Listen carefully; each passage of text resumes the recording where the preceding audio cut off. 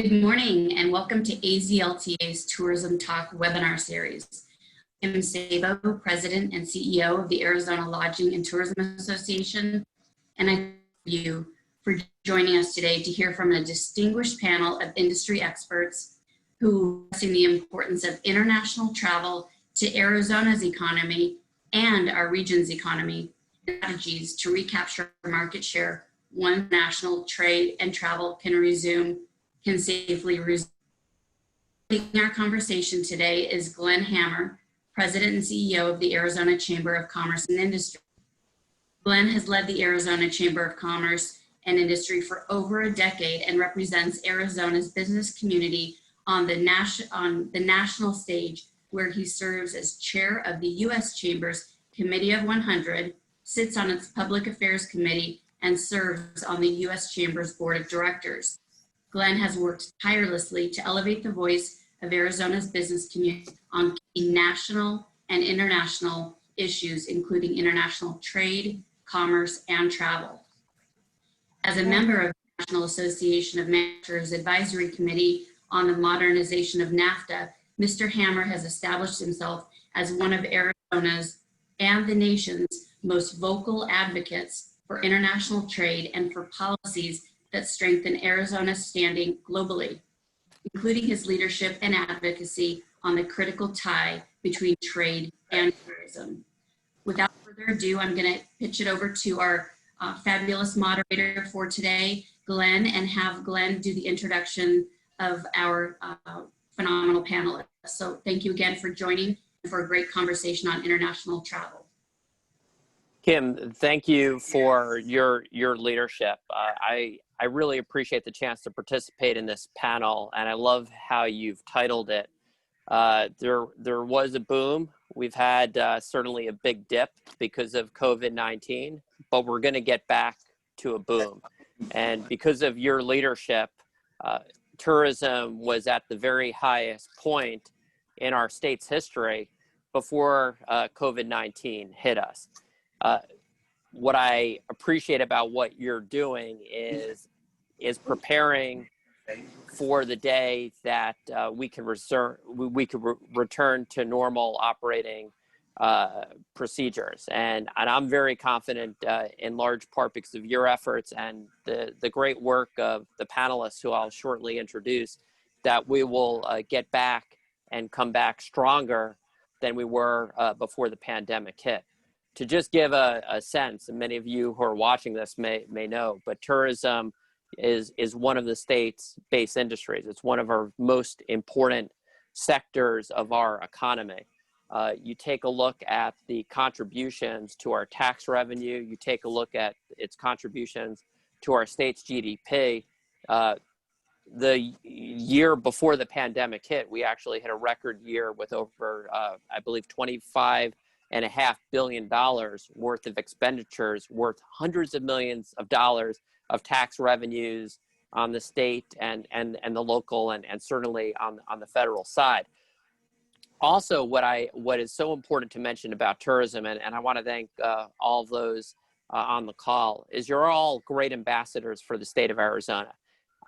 But before I became a one zip code guy because of this pandemic, and I'd go around the country and the world, I can't tell you how many times I would hear people say, I want to come back to Arizona and do something more meaningful because of the experience that I had staying in one of our hotels or resorts or going to one of our great destinations.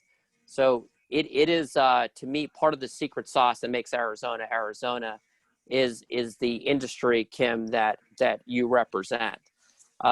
After I introduce the panelists, though, I do want to get into some of the slides that have been put together, because just to get a sense, when we talk about this as a $26 billion industry for Arizona, the international component was about $4.5 to $5 billion worth of that, and growing. In fact, out of our 10 or so leading markets, almost every single one in the year 2018 saw growth. And we have representatives from Canada and Mexico. Canada and Mexico are far and away our top sources for international visitors. but we were also seeing great growth in the UK with our nonstop flights, Germany with some nonstop flights, and countries such as France, Japan, Australia, and China. So we were operating on all cylinders. So I'm looking forward to the conversation today, and maybe we'll also get into some of the policy issues as to what we need to do as a state and as a country to get back and to make sure that one of our country's most vibrant export industries, and that's really what tourism, particularly international tourism, is. It's an export industry, returns stronger. So without further ado, I'm going to introduce our esteemed panelists, and I am not going to be able to do justice to their incredible backgrounds, but I'll do the best I can, and then we will have a chance to hear from them directly. I'm first going to introduce Glenn Williamson, who is the Honorary Consul of Canada for Arizona and the CEO of Canada-Arizona Business Council. To boil it down, what Glenn has done, and by the way, a lot of people ask this question, just because we have two N's in our name, we are not related. But because of Glenn's one-person efforts, he has created a dynamic where we have seen record numbers in terms of foreign direct investment from Canada, record numbers in terms of snowbird and tourism visits. And one of the areas I really want Glenn to talk about is as we get through the program is the snowbird strategy, which we've been discussing on and off over the years. Officially, though, Glenn is the chairman of EPCOR Water USA, the largest private water utility in Arizona.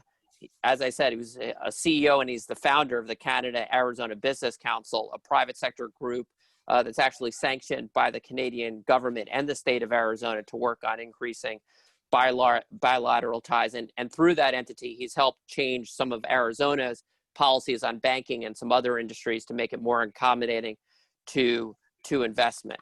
Glenn is involved in every aspect of Arizona society. And Glenn, I'm glad you're with us today. We're very lucky to have Hector Vazquez, the president of Rocky Point CVP and general manager of Los Palomos Beach and Golf Resort. I believe you are the Arizona Lodging and Tourism Association's first member from Mexico. So thank you for joining this great association and giving it a great international flavor. And Hector, it's been a privilege. I've had the chance to meet you at several events, both sides of the border, and I appreciate what you're doing to make the slogan, the two nation vacation, very real. And I'll just say, I can't wait to return to Rocky Point and to be in your incredible property. It's really one of the most beautiful places in North America. And, if you're an Arizonan, you love going to Rocky Point. So, Hector, we're looking forward to your comments and ways that we could further deepen the ties, because I do think that as we talk through this, given Arizona's geography, as much as some of us may want to go to other places internationally all over the world, I think for the time being, it's going to be to our neighbors to the south and to the north, where most Arizonans will be taking their international visits. And I also, great privilege to introduce Deb Ostreicher, who's the Assistant Aviation Director of Phoenix Sky Harbor International Airport. She has helped make this, and this is not hyperbole, I can say this with some degree of experience for someone who's been to a gazillion airports in this country and internationally. It's the best airport in the world. It's not just in the United States. It is in the world. So I think you call it the friendliest airport. It is very friendly. I can't wait to get back to regular programming and have the chance to visit all the different restaurants and facilities that over the years have taken home to Sky Harbor Airport. It's a very easy airport to get to. It's a very easy airport to get to Phoenix and to other parts in the state. And, you know, Deborah, one of the things I really want to thank you for is when you talk about international travel, I can't think of anyone during my time in Arizona who's put more effort and has really listened and leaned in to how we can increase our international offerings. And I know myself and other members of the chamber, we've been involved with all sorts of different events that you've put on how we can increase international travel to Asia and other locations. And I know we'll get back to that, and we'll talk a little bit about that. But you personally are very involved in different chambers. You're part of the Governor's Tourism Commission. You've been recognized with the Athena Award. You have lived abroad, and we're just lucky to have you in the state of Arizona. So let's just jump right into it. Arizona, you know, before the pandemic hit, almost sort of mid-pitch in spring training, a key time for tourism for this state, we were enjoying our best tourism economy in our state's history, as well as more offerings internationally via the airport. I'd like to just sort of level set, and Deb, I'm going to start with you on this, because I think that when you think about the modern world, yes, you could drive to Arizona from Mexico, and you can even from Canada. You can't really do that from any other country. But to me, the lifeblood of our tourism economy goes through Sky Harbor. And maybe if it's all right, if we can run through some of those slides, and some of those slides also touch on Mexico and Canada, so we could open it up for a little bit of dialogue, but just to sort of level set where we are today, because it's been a pretty dramatic drop in a very short period of time. It has, and Ricardo, I know that you'll pull up the slides as any of us ask for them, but thank you, Glenn, for your kind introduction, and Kim for putting this together, and of course, Glenn and Hector for being on here. I'm really honored to be able to share this with you, and ask that if you are participating today, I just scrolled through the list to see all of our friends who are online here, 71 people. We've got some activity going on in the chat and going to ask some questions. So please do check that out so that we can keep this interactive. I know Glenn wants to do that, so please do. But on this first slide, I'm not seeing it clearly. I don't know if everybody else can. Maybe if we close the left pan, there we go. So what Glenn was asking me to show you here is the dark line, the passenger numbers, is what's actually happening. And of course, you can see us here in air travel, that dip on the right-hand side, the dotted line dip, is what's actually happening here in 2020. Whereas the red line shows the trend over time. So the reason we're showing you this is to say that there have been many times, even before my 25 years at the airport, there have been many times where people in my position at the time have said, it will never come back. This is the end. 9/11, most recently for most of us on the call, or the Great Recession. And what the red line shows you is that no matter what the circumstances, people do get back in the air. And so we have our important drive market from Canada and Mexico, and then our important fly market from there and all over the world. And so what you see here at the end is the big dip.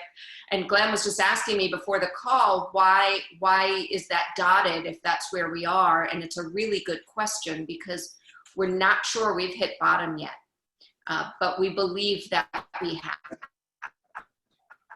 And so hopefully we'll be able to color that line in, make it solid, and we'll start to see that estimate there where we climb back up within the next few years and even exceed expectations. Because I'm hoping, I don't know if anyone from American, Southwest, or any other airline has jumped on the call since I looked, but I think we're all in agreement together that we want to see that increase. So I don't know if you want to go to somebody else now, Glenn, for some perspective on another topic. I think you had a couple of slides on the relationship with Mexico and Canada. Yeah, Maybe sure we could go to those. Yeah, thank you. Do you want to go to that now? That would be great. And then I'm going to involve Hector, and then I'm going to get to Glenn. So okay, Ricardo's way ahead of us. If you look on this Mexico slide here, you can see that, I mean, this shows all of our traffic. I didn't even put London and Frankfurt on here because they were arrested months ago. But if you can see here, we had 11 cities to Mexico. Now we only have 4. And unfortunately with Canada, we had no flights whatsoever, April to July. And now we just have a weekly flight. Thanks to Glenn Williamson, we have 1 flight left. We probably would have none without his encouragement. And so we've just got 1 to Vancouver. So that's where we stand now. Of all international flying, this is it, folks, I'm afraid, for now. Well, that puts it in perspective where we stand today, although it does appear that perhaps in October, Southwest will come back with actually a new destination from Sky Harbor to Mexico. So we hope that holds. Yeah, thanks for mentioning that, Glenn. That is the most exciting news in all of this, is that as we get calls daily from the airlines saying, we're putting a bunch of new flights into the system, and then they call back 2 days later and go, unfortunately, things aren't going as well as we wanted. And then they call back a couple days later and say we are. But what's held strong in all of this is that the service that they promised us months ago to start in October to both Puerto Vallarta and Cabo will still happen. The only change there so far is that they were going to have 2 daily flights to Cabo, and they've had to pull that back to 1. But as of yesterday, they're still planning on those new Mexico flights. And everybody, those are the first international flights on Southwest out of Sky Harbor. So that's really something to celebrate. Next, Glenn Williamson will be working on them for Canada. Well, I need to make sure I make that booking and that flight holds. The Cabo sounds pretty darn good in October. Hector, would love to hear from you. I mean, I know that a huge percentage of your guests come from the United States and from Arizona. If you could maybe just walk us through what those numbers are roughly in normal times, and then where things stand today given the border closures.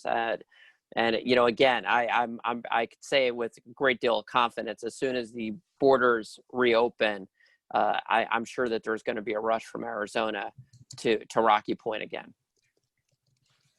Thank you, Glenn. First of all, I would like to thank ACLTA, Kim, and her entire team for the opportunity to share this webinar with my fellow partnerships. And most of the countries that travel in Mexico also fell apart in 2020. COVID ended with hundreds of thousands of jobs and with a substance of families who directly or indirectly live from the tourism. Here in Peñasco, here in Sonora, we estimate that 60% of the border crossing reduced. That's the impact that in our borders have the close of the borders just or the open the border just for commercial travel, for commercial economy. So for travel industry was a big hit. Imagine Rocky Point when it depends more than 80% of tourism and it's only road tourism. So 70% of our guests come from international travel. So was a big hit. 3 months almost closed. That's the impact. And so right now it looks like we'll see if this holds, but I believe the border closure has been extended to September 21st. Yes, it's extended, but here is an important point, Glenn. We raise the voice, as we mentioned the other day. We raise the voice and say, hey, for Rocky Point, as an example, travel is an essential tourism. So right now, the border from Lockville is open. Our mayor, and I want to acknowledge the work of our mayor, Kiko Munro, doing actions such checkpoints, temperature controls, curfews, disinfectant tunnels, among other things. Also, the state government do safety measures to all the hotels, restaurants, and commerce that attend visitors to be very careful in all the protocols to control the spreads of the virus. So we are still open. We, like in the 1st of August, we opened the beach, and it's like a faces campaign. We begin it in March, when if Raul can put a quick slides, we begin in March with stay home, or don't cancel the trip, change your dates. Like Then this. then we, the phase 2 was see you soon. Phase 3 is stay home, Rocky Point awaits. Then we open the border, like 3 months later, we open the border. We do certain campaigns that all you need to know to come to Peñasco, and when we'll reopen. And the last one, that is where we are, was the let's go back to the beach, welcome. We take action for your health and everyone's safety. So it was a phase campaign, and I think right now, as we comment, and I know that we will talk later, we need to start doing a strategy between this great mega region that we are, as the Governor Ducey and Claudia Pavlovich says, this mega region needs to do a great strategy or a big campaign to be in the top of mind of our market. That we need know there are the Canadians, the snowbirds, and a lot of the world, a lot of parts of the world. Well, Hector, and we have Governor Doug Ducey and Deb Johnson, who does a great job at the Arizona Office of Tourism. You know, great fans and friends of getting the whole region rocking and rolling. So we'll get back to some of the safety protocols, but now I'd like to turn it to Glenn to give a sense of, even though Canada is not does not border the state of Arizona, the impact on our tourism economy is extraordinarily important. Glenn, can you talk about some of those numbers and maybe break it down into terms of sort of more conventional tourists, maybe even on the business side, and then snowbirds who love coming here when the weather cools down a little bit here and gets too cold up north? Thanks, Glenn. Thank you very much, Glenn. I appreciate this. Kim Sabo, spectacular to help out in any way for what you're doing. It is just wonderful work keeping your association moving during these times. It is probably one of the most difficult things you've had to do. Deb, I can't even imagine what the airport is like walking through these days. I see the tears crawling down the cheeks of your eyes. It's hurtful. Hector, I love your hotel, by the way. I absolutely love your hotel. And my family has spent 30 plus years going down to Rocky Point. So this is a very painful moment, and I give you huge kudos in what you do. And my final comment to Glenn Hammer, there is nobody that I prefer moderating any panel that I'm involved with than you. You're a true professional, and you do a spectacular job. From a Canadian point of view, this is a very painful moment, because on the northern border, we thought everything was going to go hunky-dory with trade and with foreign direct investment and tourism. This all of a sudden comes along, and we have been huge proponents of blending tourism in with foreign direct investment and trade, just like USMCA.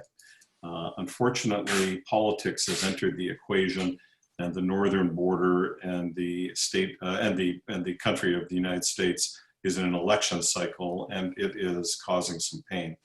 So to that end, one of the things that we have been focusing on is the term essential travel, and whether or not there's any wiggle room in that, Glenn, that we can maybe get a little stretch if you can. But the harsh reality is Canadians will not be coming to the United States without travel insurance. And we would love to have the planes ramp up, which they can pretty quickly, and the airports are all ready for them. And when they get here, they're ready to go down to Mexico, which, Hector, they love. Canadians adore Mexico. And we are sitting at a focal point in Arizona where we get the best of both worlds coming in from Mexico and Canada. And Arizona becomes one of those points where people can look at that. To put that in perspective, as Deborah has a weepy eye, I think we were somewhere around 209 nonstop direct flights a week between Canada and the state of Arizona, most all of those going through Deb's airport. And you know, we're squeaking by with one flight with Vancouver now, which that's pretty heavy. You're absolutely right, Glenn Hammer, that the bulk of the Canadians coming down here do fly down here. There is a lot of people coming down from Alberta, Manitoba, Saskatchewan, and some BC. But what we have found right now is that those people are concerned about safety. And I think our airports are ready, our planes are ready. I think the insurance thing will get solved based on what I've seen. But I think we have a broader problem, and that is going to be, we need to be planning now for the X date that's in the future. And that X date will be the date that we reopen. As I've mentioned before, I think that Arizona, we do about 850, 900,000 Canadians a year as tourists that go into the hotels that pay their taxes that fund the state tourism office. But the missing component to this is the Canadian snowbirds that have about 100,000 houses owned and rented in the state of Arizona. So the first group of them, the Canadians that come down here as tourists, spend about $1 billion a year, which carries some significant weight. The second one that is going to be really felt hard if we don't sort this out somehow is the snowbirds that spend about $1.4 billion in a 6-month period. And Hector, that doesn't include the extra spending coming down to Mexico, which that would be a fascinating number to sort that one out too, because a lot of them, Yuma basically doubles in size during the wintertime with Canadians. And the mayor there is a very fond person of that. Unfortunately, we don't have a snowbird plan. We've never had a snowbird plan in the state of Arizona in tourism or state politically. And I think that this may be the impetus to all of a sudden pay attention to something that we take for granted. And this is not uncommon. You know, we as modern people these days take a lot of things for granted until it goes away. And I think that the Canadian snowbird market is one of those, Glenn. Well, I definitely think, Glenn, this is a good time to develop that snowbird strategy, because it's going to be to me, it's going to be a vital building block as we get through this pandemic. I want to talk a little bit, the essential travel part, I think, is an important piece because these are essential jobs, and this is an essential human activity to enjoy other experiences. And you know, again, as I was sort of saying at the opening, I don't think that this, even if we get a vaccine pretty soon, and I do think that we will see something by the end of the year that will be at least available to some of our most vulnerable and our healthcare workers, it's still going to take a while for things to come back, particularly way overseas. And I wanted to delve into a couple things. One, the reopening the borders and the quarantining, the quarantine requirements that are popping up, not just among countries, but even among states within countries. And Glenn, maybe just, we've had some policy discussions in the past, and you, with your relationships with the Canadian government, as well as with the US and the Arizona officials, what are your thoughts on how we can most constructively engage? We want to keep people safe, but we've got to figure out a way. You're a big finance guy, that we have liquidity in the tourism market. And to me, we have to figure out the quarantine requirements and the reopening policies on the border, particularly North America, if we're going to get that liquidity in the international market. What should we be doing here in Arizona to help? So I would, one of the things that we bumped into was COVID coverage under the insurance side of things. And so there is a whole component of travel insurance that needs to be looked at, which we're in discussions with about 5 of the biggest insurance companies, and we're finding that they're very open to evaluating that. But they have a couple of little triggers that they pull. One is that we're in a level 3 pandemic. So then the question becomes, what is the actual definition of level 2 pandemic and level 3 pandemic, and what is the break point? And would that open up something that would allow travel to occur? I think that the insurance industry is looking at that very closely, and I think that will get solved. I believe that. I think the term essential travel, as you're mentioning it, this is the tricky one with Mexico and Canada, because it's been politicized as a pandemic.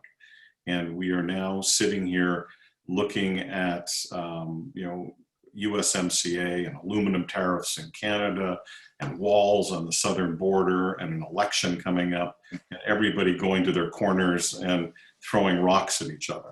I think that the term essential travel has a subtle nuance opportunity to include things like you're talking about, Glenn. Now, the question is, how much bandwidth does that take politically to occur? I don't know.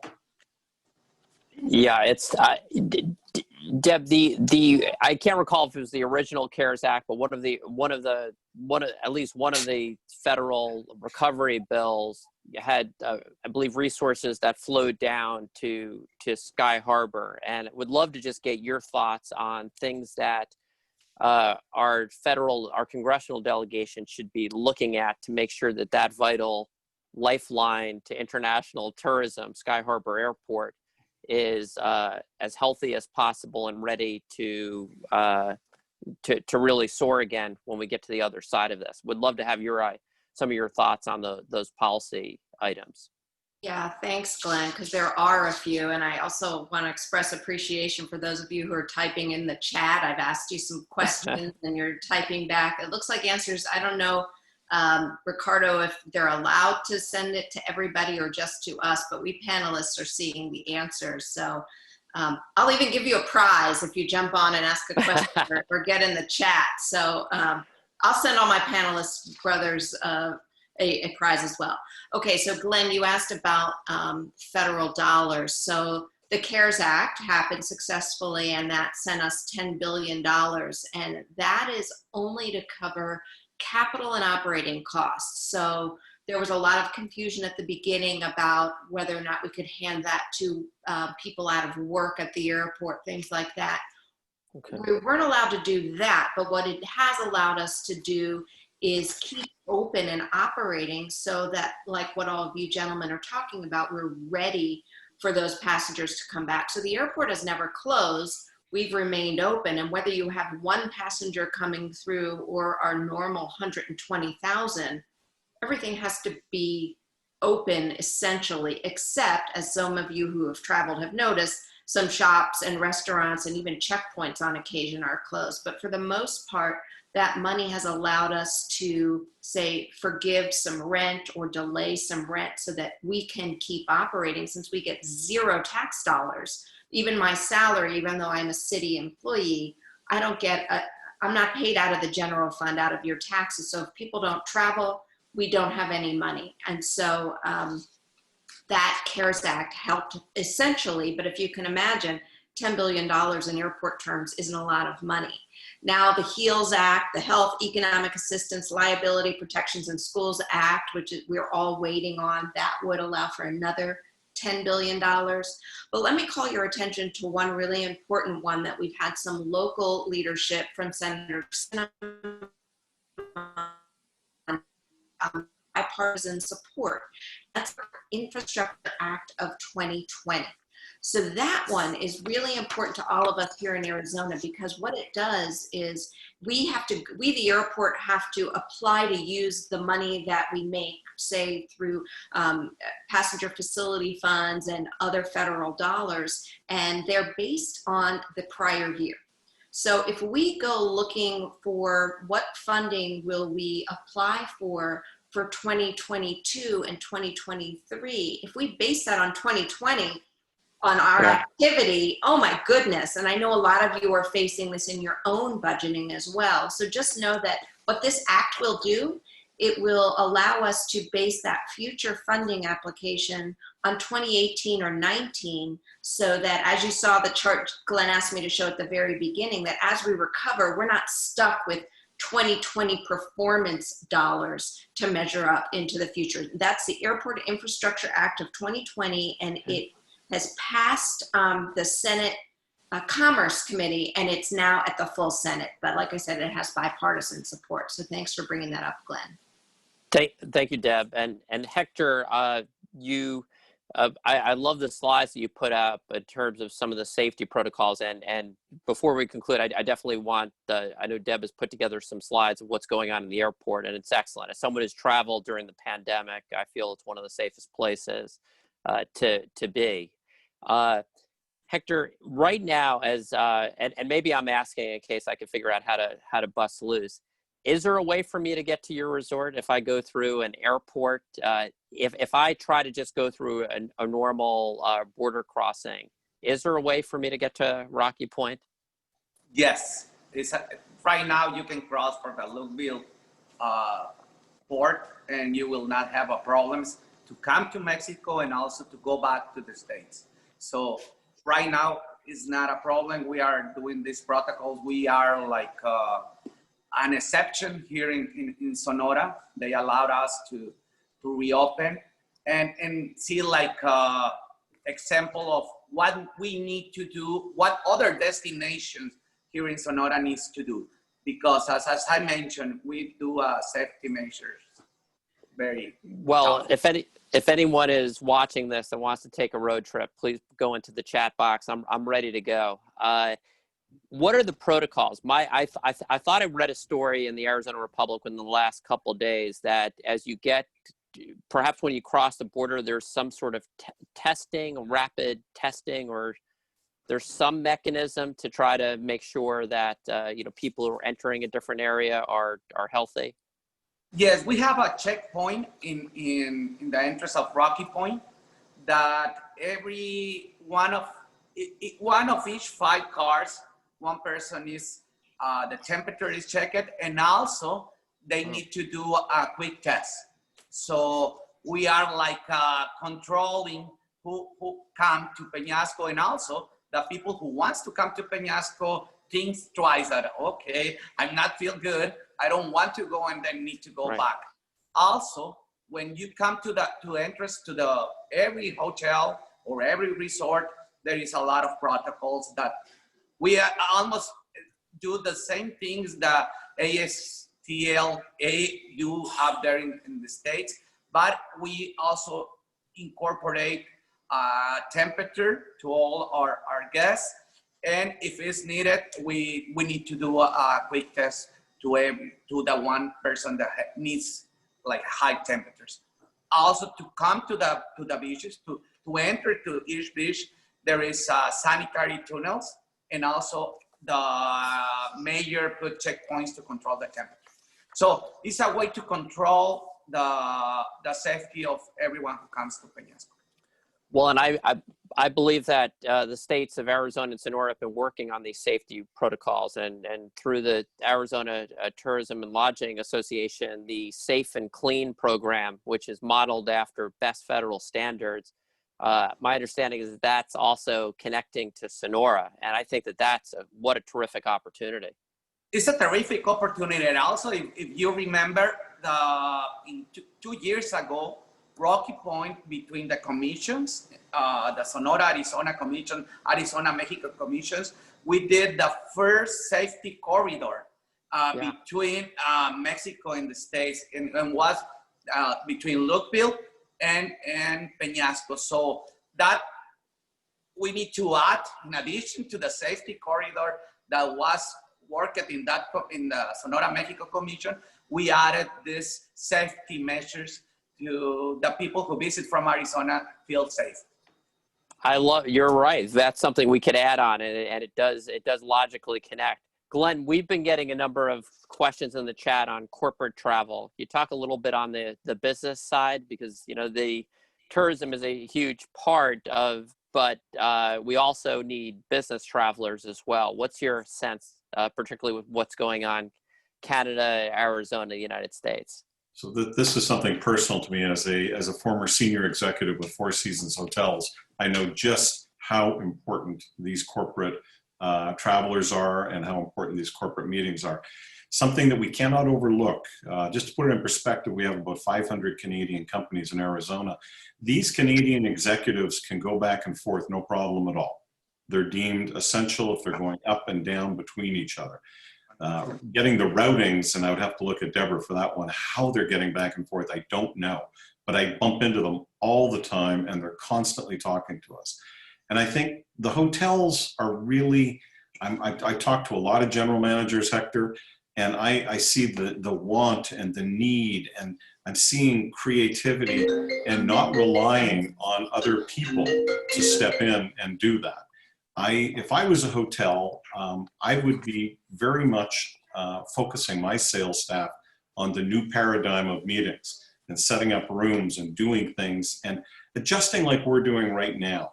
Because I think we're going to have individual corporate travelers going back and forth, staying in hotels, lots of it. They're going to route themselves whatever way they can. I'll tell you, private jets right now into this region are at an all-time high. FBOs are swamped. So many people that used to travel first class coming down here are now chartering jets. And we are seeing an inordinate amount of private jet activity coming. And it's not just here. I follow it because of things I'm involved in, and we're seeing it everywhere. So people want to move around and get there. I think hoteliers need to take their own destinies into their hands. I don't think they should be relying on other people. I think they need to sit down and take a look at, if you've got 400 rooms or 500 rooms, you come up with a darn creative way to get those travelers to pop in and stay there. The underlying concern that I constantly hear is trying to get over the fear. And that's the trick, Glenn. And I'm not a psychologist, but that keeps bubbling to the surface. Talking about fear, Deb, if it's all right, if we could put up a couple of those safety slides, because again, for those that are going through the airport, for starters, I felt very, very safe and would not hesitate to do it again. But maybe just a visual of the masks and the safety protocols. This is great. So thank you. Thank you for knowing this is the right one, Ricardo. You're good. You're in my brain. So for those of you who have traveled, you notice that they're training everywhere throughout the airport, of course, about wearing a mask.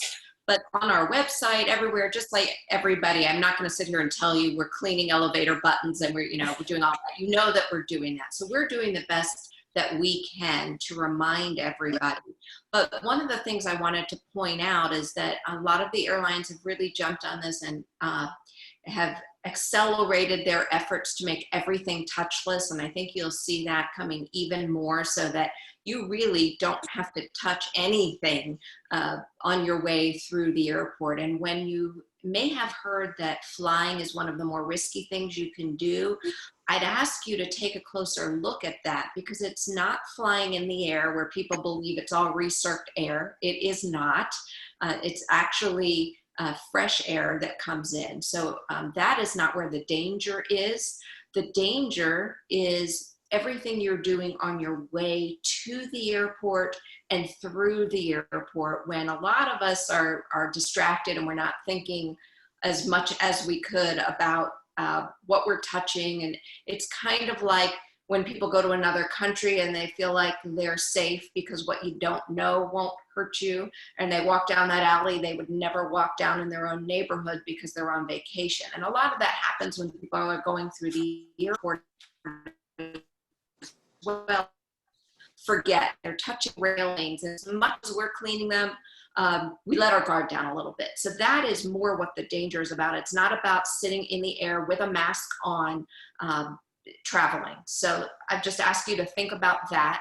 And then these two things I wanted to point out to you, this Check and Fly app available in the App Store. The people on this call, I've gone down the list of the 74 of you, old friends and new ones. You're travelers, you're going to appreciate this. Check and Fly on the App Store will tell you any participating airport in the world what they're doing. I'm sorry to tell you at the moment it's only available for Apple, but we're working with Airports Council International to get it available on any device, so bear with us. But if you do have an Apple, you're ready to go now with Check and Fly. The other thing is working with the TNC, with the transportation network companies like Uber and Lyft, to have this that you can see on the screen. And for those of you on the phone, what I'm showing is that when you log in on a rideshare app to get to the airport, if you type in Sky Harbor, it will immediately send you protocols. So if you put in Whole Foods, it doesn't do that. But if you put in Sky Harbor, it will say, here's what you need to know. And this is really helpful because, especially for our out-of-towners, who they know what the protocols were at the airport they departed and came through. So they maybe know what happened in Vancouver, but they're not sure what to expect when they come back and board at Sky Harbor. And so those are a couple of things I wanted to draw your attention to. And before I pass it back over, Ricardo, if you could go to slide 3 for a second. And if I could just ask, before I give it back to Glenn, for you to type in the chat, how many airplanes you think we had parked? I'm going to give you a prize. How many airplanes you think we have had parked the very worst time? And how many rental cars, if you haven't driven by and seen, parked bumper to bumper because nobody's renting cars on the airport that we are storing for the rental car companies? Thanks, Glenn. Thank you, and we'll see. I'm not. I see we have. I love how you have made this into you've given it a little bit of a game show feel to it. I have no idea what that number is. We'll see, and they have to win something. So I'll have to figure out if I'll have to figure out some sort of chamber gift for people that are answering correctly. We touched on the USMCA, U.S.-Mexico-Canada agreement, the agreement that solidifies and takes the $1.3 trillion trading relationship between Canada, Mexico, and the United States to another level. Took effect July 1. Tourism to me is a big part of this, and there's a whole bunch of different work groups that are going to emerge as part of this agreement. Some are sort of laid out in the agreement. Maybe some could be things that we help get out there for consideration. And it seems to me from this conversation, and a lot of Hector's comments really got me thinking. We need to make sure that Mexico, Canada, the United States, we could get as much on the same page on the safety protocols, on quarantine requirements, on certainly reopening the border just practically for the most, not just one particular border entry point, but multiple ones. And Glenn, you're knee deep into all things policy. Any thoughts on just that framework and how here in Arizona we could put together perhaps even some sort of rump group to get something going in this area? So I think you're spot on. We were chuckling our last conversation, Glenn. I think you used the term Project North America. It sounds a little corny, but I'll tell you, right now with what's going on, Asia and Europe are going to be on the sidelines for a little while here for all the reasons that we know. And with USMCA fresh off the books, corporations and foreign direct investment occur primarily between people knowing people. And that all starts with tourism. So when I look at the successes of foreign direct investment and I look at the successes of trade, and you break down all the numbers that somebody has to do, almost inevitably a tourist executive visited somewhere and said to his or her people, make that happen. And that is how important tourism is to the state of Arizona and to northern Mexico. Let me tell you, the amount of activity in Sonora, Chihuahua, Sinaloa that Canadians are involved in that fly through Sky Harbor, and they're doing business, and they're in the ag business or the oil and gas business. Of the 500 Canadian companies here, Glenn, 80 of them operate in northern Mexico. So the linkage is massive and completely interconnected. And I think that one of my big takeaways, and I know we're rushed on time, but I believe that Arizona, Sonora are in an opportunity to take Canadian market share from Florida, California, New York, and Chicago. We do about 800,000 or 900,000 right now. My internal projections for what we should be doing are 1.5 million. That's how much we should be taking away, because remember, almost 26 million Canadians visit the US every year, and they go to these other places.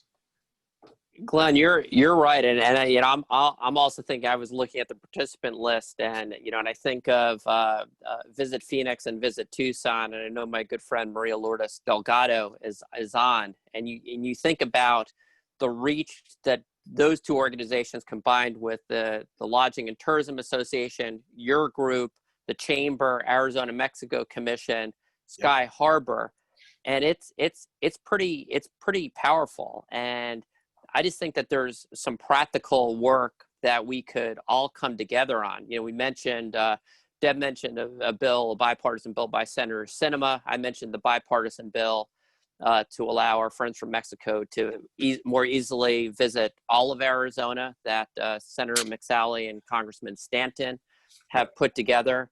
I think of a lot of the city officials who have been very strong supporters across the state.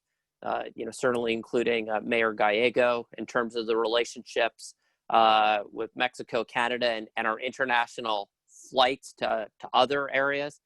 And I think I would hope that we could come out of this webinar with some really good constructive thoughts. And Glenn, you mentioned, you know, just some of the practical things on the insurance side and having a snowbird strategy. So I'd like to, you know, I've been jotting down some notes. I'm not a doctor, but I write like one. I can barely read them.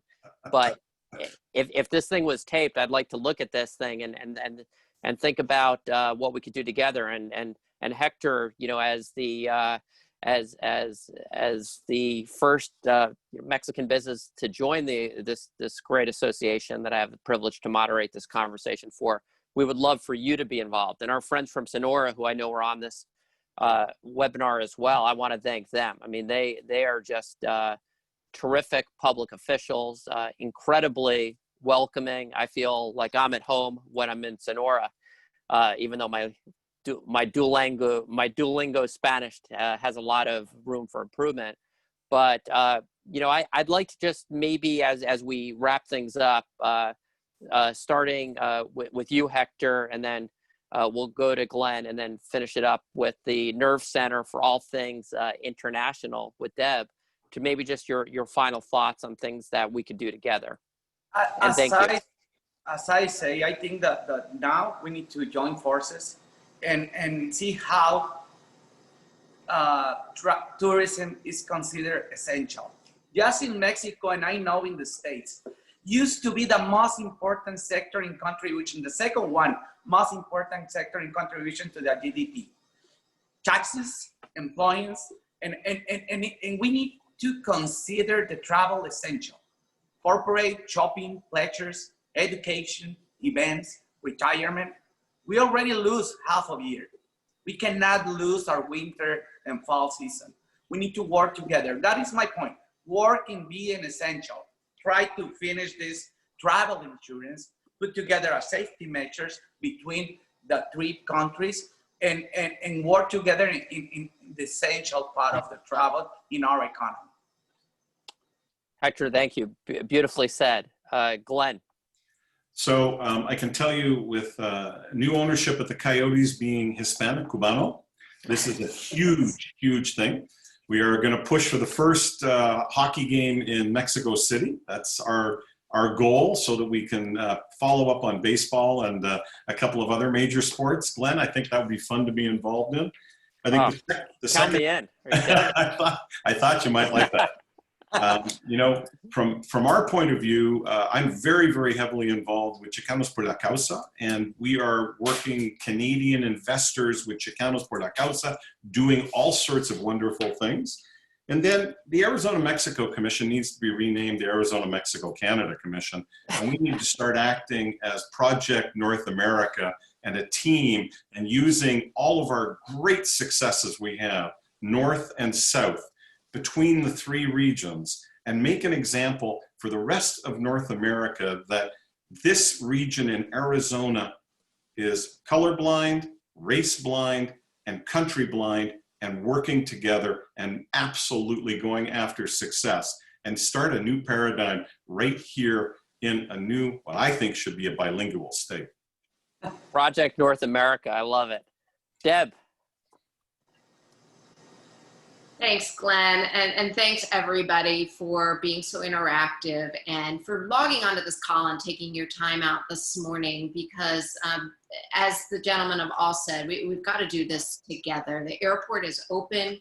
We are waiting for you, just like Rocky Point is waiting for you. Please come through and we will see you there. And thank you for saying it's the friendliest in the world, Glenn, but we really are doing everything we can to keep you safe and bring your tourists here. So spreading the word about that will really be helpful. Then everything else is up to them. But we know that it's safe to fly. And so we just need people. And I think once you try it and your visitors try it, they'll see for themselves. Thanks, everybody. Well, Deb, I have to also say, and also beautiful remarks, coming from New York, no one has made that claim about JFK. I'll just say that.